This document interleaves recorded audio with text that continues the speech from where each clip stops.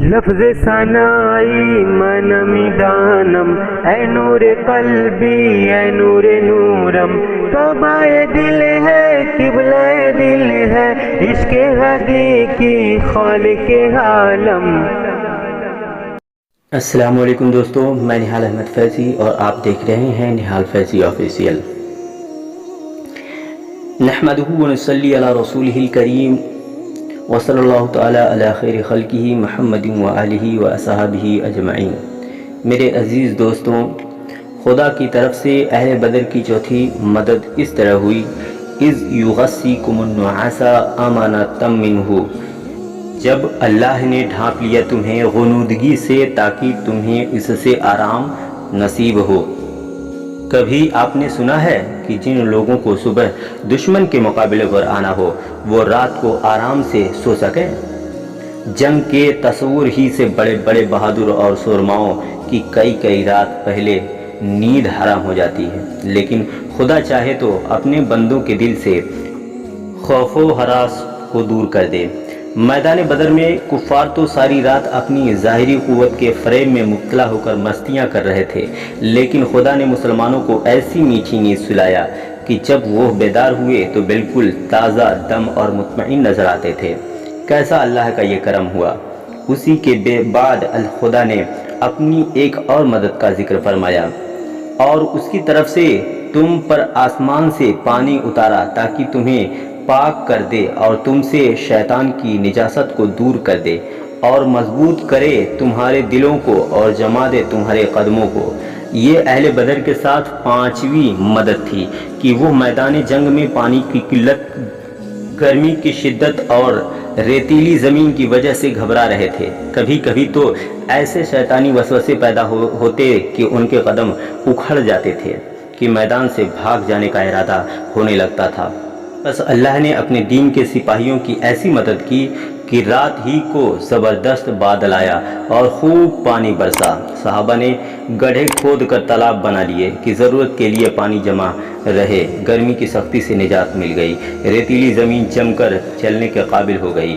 اب کیا تھا کہ خوشی کی ایک لہر تھی، خدا کے فضل پر حمد و شکر تھا، اور دشمن کے مقابلے کے لیے قدم جم گئے تھے، دل بڑھ گئے تھے۔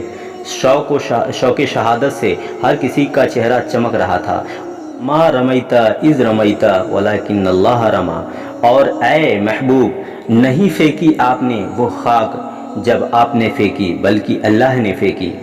اس آیت میں خدا کی طرف سے اہل بدر کی چھٹی مدد کا ذکر ہے کہ وہ دوران جنگ نبی کریم علیہ السلام نے ایک مٹھی خاک کفار کی طرف پھینکی۔ کافروں کا لشکر پھیلا ہوا تھا، کوئی کہیں کھڑا تھا، کوئی کہیں بیٹھا تھا، کوئی میدان میں تھا، کوئی خیمہ کے اندر تھا۔ خدا نے اپنے محبوب علیہ السلام کا یہ معجزہ ظاہر فرمایا کہ ایک مٹھی خاک ہر کافر کی آنکھوں تک پہنچ جائے۔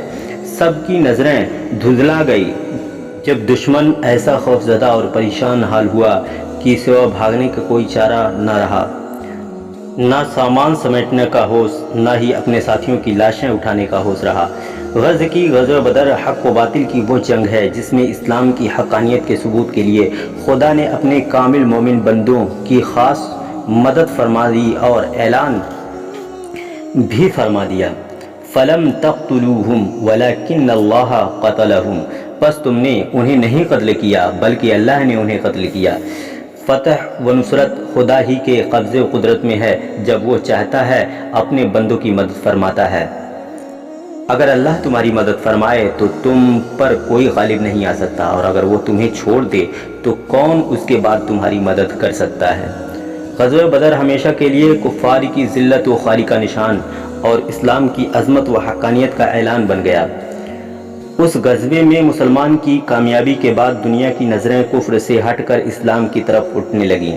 دشمنوں نے پوری قوت سے اس کو دبانا چاہا، لیکن یہ ابھرتا چلتا ہی چلا گیا، اور دوستوں نے، عاشقوں نے مزید خلوص و محبت اور جذبہ سے اس کی اشاعت و تبلیغ کا کام کیا۔ نتیجہ یہ ہوا کہ نہ جانے دلالت و گمراہی کے کتنے طوفان آئے۔ اسلام کی شمع آج تک روشن ہے اور قیامت تک یہ نور اسی طرح چمکتا رہے گا۔ غزوہ بدر کے دوران جو واقعات پیش آئے وہ نہایت ہی ایمان افروز ہیں۔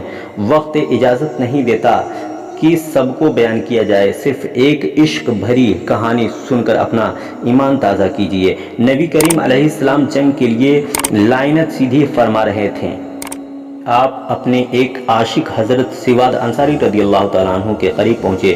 ان کا پیٹ کچھ بڑا تھا جو لائن سے باہر نکلا نظر آ رہا تھا۔ آپ نے اس کے پیٹ پر اپنی چھڑی مارتے ہوئے فرمایا، اے سواد سیدھے کھڑے ہو جاؤ۔ بس سواد کو تو بڑا ہی اچھا موقع ہاتھ آیا۔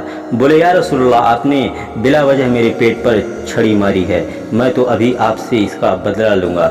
حضور علیہ السلام نے سواد کی بات سنتے ہی اپنا کرتا اتارتے ہوئے فرمایا، اے سواد، لو میرا پیٹ حاضر ہے، تم اپنا بدلہ لے لو، اسی چھڑی سے مار لو۔ حضرت سواد نے دوڑ کر آپ کے مبارک پیٹ کو چوما اور آپ سے چمٹ گئے۔ حضور علیہ السلام نے فرمایا، اے سواد، یہ کیا ہے؟ تم تو اپنا بدلہ لینا چاہتے تھے۔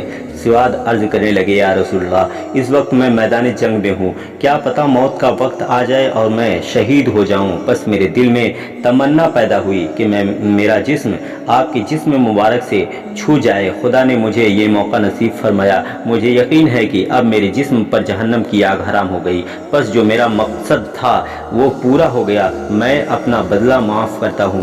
سبحان اللہ، کیسا عشق و محبت بھرا ایمان تھا صحابہ کرام کا رضوان اللہ علیہم اجمعین۔ غزوہ بدر میں کافروں کے 70 آدمی قتل ہوئے، جن میں اکثر ان کے سردار اور اس جنگ کی روح تھے، جیسے ابو جہل، عتبہ، شیبہ، ابو البختری، امیہ بن خلف وغیرہ۔ یہ سب نہایت ہی ذلت و خواری سے مارے گئے۔ ابو جہل کافروں کا بڑا سردار تھا، نہایت متکبر، مغرور اور حضور علیہ السلام کا اسلام کا بدترین دشمن تھا۔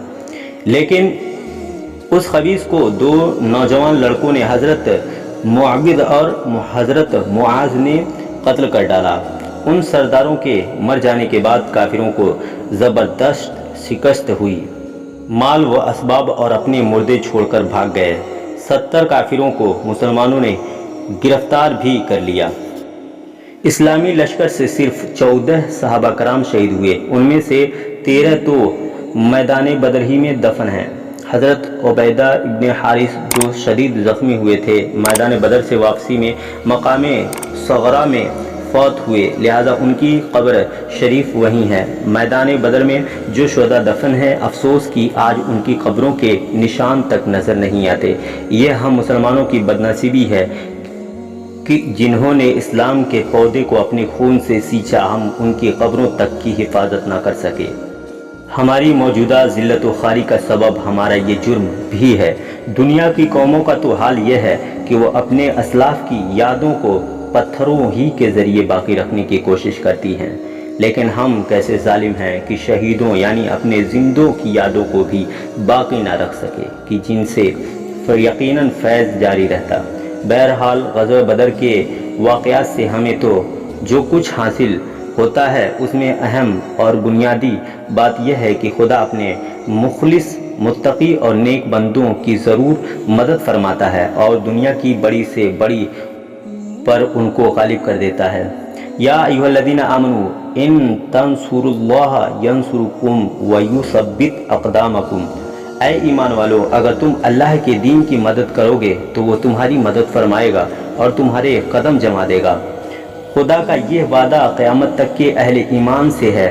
جب بھی مسلمان خدا کے دین کی مدد کے لیے خدا ہی کی رضا حاصل کرنے کی غرض سے آگے بڑھتا ہے، خدا اس کی مدد کرتا ہے اور اس کے قدم ایسے مضبوط کر دیتا ہے کہ دنیا کی کوئی قوت ان کو ہلا نہیں پاتی۔ بس ضرورت ہے کہ غزوہ بدر کی یاد تازہ کرتے ہوئے ہم اپنے کردار اور اپنے حال پر غور کریں کہ آج بھی ہم مصائب و آلام اور ذلت و خواری کے طوفان میں کچھ کم نہیں پھنسے، لیکن خدا کی مدد ہمیں کیوں نصیب نہیں ہوتی؟ صرف اسی لیے کہ ہم دنیا کے سہاروں ہی کو حقیقت سمجھ بیٹھے ہیں اور خدا کے وعدوں پر ہم نے بھروسہ کرنا چھوڑ دیا ہے۔ خدا کرے کہ رمضان کے اس مقدس مہینے کی برکت سے ہماری حالت بدل جائے اور خدا کی مدد نصیب ہو جائے، آمین۔ وصلی اللہ تعالیٰ علی خیر خلقہ محمد وعلی آلہ واصحابہ اجمعین برحمتک یا ارحم الراحمین۔ میرے عزیز دوستوں، آج کی ویڈیو یہیں تک، کل ملتے ہیں انشاءاللہ ایک اور نئی ویڈیو کے ساتھ، تب تک اپنا خیال رکھیں، خدا حافظ۔